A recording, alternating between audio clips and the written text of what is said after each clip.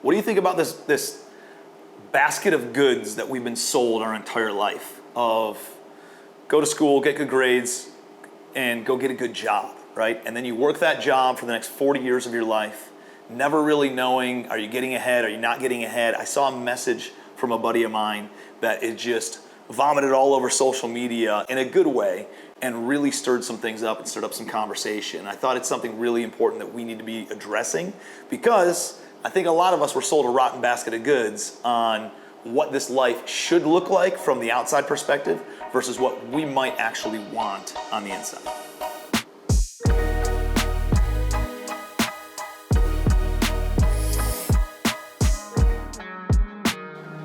Here's his post. Man, I can't explain a lifetime. You're a kid, a teenager, then an adult. You're supposed to grow up, understand how to make all this work, and be out on your own. I'll be 40 in 2 months and still haven't a clue as to what I should, could, or want to be doing. So how do you know if you get it figured out and are making it in life and having enough? Am I an average person, middle of the road? I have no clue. I guess one of life's greatest mysteries. I don't know which fork in the road to go down. Suggestions? This is my daily thought process. Do I get a second job, play the lottery? Who knows? I don't like to put my personal issues out there, but $5,000 a month in bills, like how do you have things, boats, cabins, cars, toys, vacations, etc.? Just asking for a friend. That friend is me. So I read that on social media about 3 days ago, and it really resonated with me. You ever feel that way?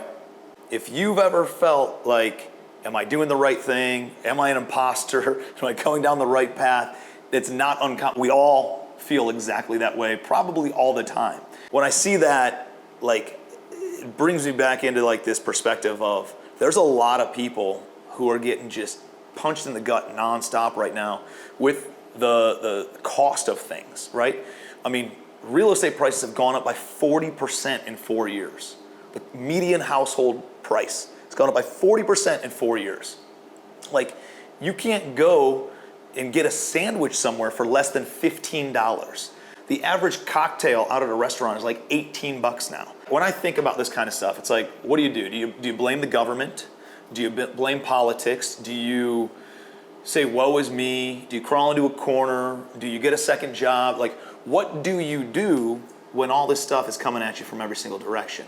And I think the key here is like, you control what is controllable. 99% of life is not what happens to us, but it's how we respond to what happens to us. And what I'd like to do is discuss specifically the financial side of things that my buddy's talking about here. And he has a full-time job, and he has been in that career for the past 18, 20 years, right? So it's hard to start back over when you're 40 years old and start a brand new career. So I'm not going to advise him to go out and do that. But I do think there are simple things that everybody, regardless of the industry that they're in, could be doing, depending on the level of ambition that they have, in order to start building up some wealth outside of their full-time job, what they could be doing and should be doing in order to combat all the issues, right, that he's obviously internally facing and dealing with. And so here's what's important to understand about finances. When broken down to the simplest methodology possible, the rich are rich because the rich buy assets. The poor are poor because the poor buy liabilities. An asset is something that puts money into your pocket. A liability is something that takes money out of your pocket. I taught my daughter this at the age of 3, and she understands that assets are things like rental real estate, things like businesses, things that can generate revenue for her and put money in her pocket. And she knows that liabilities are the toys, are the designer clothes, are all the nonsense material things that we're told by billboards and commercials and celebrities to go out and buy because they're getting paid on those things. Those things do not feed you, and they do not advance you in what you're looking to accomplish. You need to be buying assets. So if you are not a full-time real estate investor, there are still ways that you can go out and buy assets. So how do you buy assets? Well, you can build an asset, right? You can build a business. You can grow something from nothing and turn it into something that is an asset that puts money in your pocket. From a real estate standpoint, I could teach you 1,000 different ways to go and raise money, whether that's private money or going and get bank financing or hard money loans or all those things in order to go and get, buy rental property and then own an asset that then kicks off cash flow. But if you have a full-time job, and I'm thinking about this guy who wrote this post, is he doesn't have all the skill sets in order to go and learn those things. He might be interested in learning it, but maybe not. Like, I think one of the easiest things to do is just go out and buy your home and then house hack your own home, right? One of my very best friends who is a police officer, he bought a house and lived in it. And then the house next door came up for sale. He actually bought that, moved into that, and then rented out his own primary residence. And then he moved away for a while and rented both of those houses out. And then he came back to the same town and bought another house in the same town. And that was actually a duplex. It had, it's like a row house in a bigger city. And so he lived on the upper floors with his family, and then the downstairs, like, garden level apartment was its own standalone unit. So he has, through accident over the past 10 years, accumulated 4 rental properties, right? Well, 3 rental properties and his own primary residence. Not even very intentionally doing so, maybe paying a little bit of attention to it, but not going out and seeking something like this. And he's turned around, and these are houses that, he might have bought them for $450,000, $500,000 each, and today they're worth $700,000. And by the time he pays them all off in 20 years from now or 15 years from now, they're probably worth north of $1 million a piece. And then his primary is I don't know, $1 million. Let's say it's worth $2 million. He's got $4 million worth of property that in the next 20 years will be owned free and clear. It'll also be kicking off cash flow, right? Because there's no more mortgage payment to make. So each of those, probably he'll be generating around $80,000, about $240,000 a year in revenue from 3 rental units. He's got expenses, right? Taxes, insurance, utilities, maintenance, management, all those kinds of things. But he'll be keeping minimum, let's call it 50, probably 60% of that as cash flow for himself. That ends up being about $130,000, $140,000 a year in cash in his pocket, on top of living essentially for free in his own house, right? So this is somebody who didn't have time to go start a business. They didn't have time to go and learn how to raise private money. They didn't have time to go out and start a new career or do anything when they're 40 years old, right? He bought all these when he was in his mid-30s, and now he's 45 years old, and they're increasing in value. He locked in fixed rate debt, and over the course of the next 15, 20 years, he'll have them paid off free and clear, and he'll be generating more cash flow, net cash flow, from these handful of rental properties than he will from his pension with the government. Think about that. Of a 30-year career of working for the government, he will make more from this accidental 3 rental properties that he owns than 30-year career of working for somebody else. So do you see how powerful it is to be able to go out and actually buy real estate? So that's what I told my buddy. I said, hey, listen, man, here's what I would be doing if I'm in your exact shoes.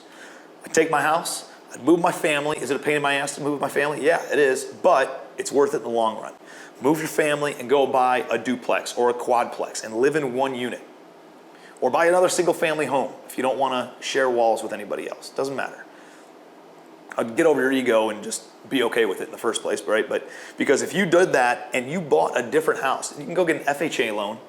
I don't know how many FHA loans you can have. They say, oh, well, you're only supposed to have one at a time. Like, I know people with 10 FHA loans. So if you could get an FHA loan every year or every other year, and then just keep on rolling forward and putting 5% down every 2 years, and you did that 10 times over the course of your career. Let's say you started in your 20s or 30, and you did it until you were 50 years old, and you moved every couple of years, and you turned your old house into a rental property, and did it again, and did it again, and did it again, and let's assume you only did single family homes, you'd have at least 10 rental properties, 10 houses that over time you're paying down principal, the property's appreciating in value, and you're all of a sudden own it free and clear, it's kicking off a ton of cash flow, and you have you have actual assets that you own that you can pass down to the heirs of your estate, right? And set them up for generations to come.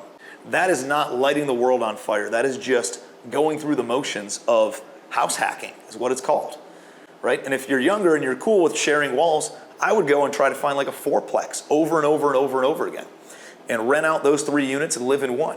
Not only are you creating a portfolio of assets, but you're actually turning a liability, which is your primary residence, because it's taking money out of your pocket every single month, and you're turning it into an asset.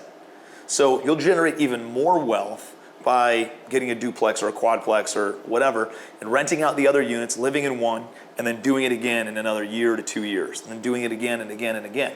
You do that 10 times, and now you have somewhere between 20 to 40 rental units.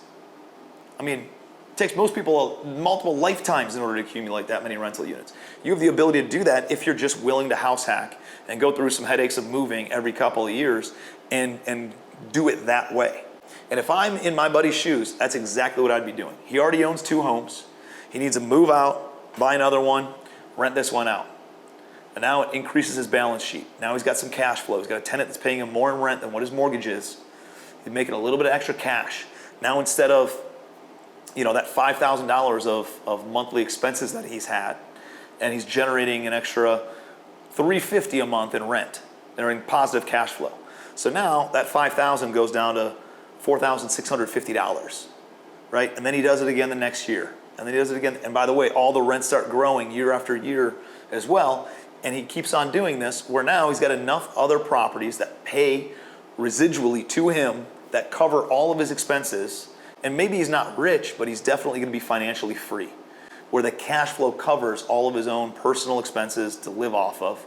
And they're paying down all the operating expenses, they're paying down the mortgage, and giving him enough cash to be financially free, where now he might not even have to work that job anymore.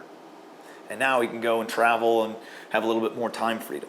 So if you're struggling, if you're going through that kind of stuff, make sure that you're buying assets. And I think the easiest way to go buy an asset is to go buy a primary home and either rent out the rooms to some of your buddies, some of your friends, some of your family members, or live in it for a year, fix it all up, make it nicer, move out, rent that one out, and then do it again and again and again. And if you do that and you dedicate the next decade of your life to doing that 5 to 10 times, you're going to find yourself in a much better position for the next multiple decades of your life. And I'd be also looking at how can you increase the revenue, how can you generate more rental income on each one of the houses that you already own, right? Like maybe you can convert the garage into another apartment. What does that cost you? I don't know, let's say it costs 50 grand to do that, but you can generate an extra $600 or $700 a month from doing that. In South Carolina, it's very common to have a little apartment above the garage that people rent out either on Airbnb or on a monthly rental as well. My buddy Nick, right? He has his primary residence, already owns the land. He just bought a $30,000, maybe it was $35,000 RV, and he put that on his property. And for $35,000, he's able to rent that out on short-term rental, and he generates about $1,000, $1,200 a month in rent. It pays for that because I think his payment on that's only like $300 a month or something, and puts another $700 to $800 a month in his pocket, right? Thinking about things like that. What if you have a walkout basement? Could you put a lock on the door going down to the basement so that way they can't come up, you don't go down, and then rent out the basement area? And then they can walk out, leave, come and go, and you're turning a space that wasn't rentable before into a rentable space. So thinking outside the box on, can you put an RV on the lot? Is there some additional space to build a finished in-law suite? Is there additional space to, make it into, hey, you can come in, I can put an extra door on in the entryway of the house, and then I live over here, and then I can take my upstairs bedroom and bathroom and turn that into another unit. There's a lot of different ways to kind of hack the house and make it into a better performing asset. So I hope this at least stimulates some ideas, right? Whatever it looks like for you personally and for what your situation looks like, Hopefully it just stimulates some ideas and lets you know that there's options out there. And you don't have to become a full-time real estate professional in order to go out and do these things. There are some house hacks that you can implement in your current life right now that can help you start growing your assets, right? And start accumulating more assets. I will say this, don't compare yourself to other people, right? That's probably the most important takeaway from this video is we've been sold this bag of goods, of rotten goods, of you need the next biggest house, you need the next nicest car, you need the newest clothes with the fanciest emblem on it. Like that's all BS. Comparison is the thief of joy. It's the thief of happiness. The only person you should be comparing yourself to is you. Where'd you come from? Where are you today? And I think if we all look back, instead of looking forward or across the way at what everybody else has or where you want to be, instead, if you just look back from where you came from to where you are today, that is going to empower you. And be like, wait, I came a little bit farther than I thought I did. I'm doing a little bit better and I should be proud of myself. And so you take that type of a mindset and then go and attack something like this. I'm telling you, you're going to do some amazing things. So don't be hard on yourself. There's no better time to start than today.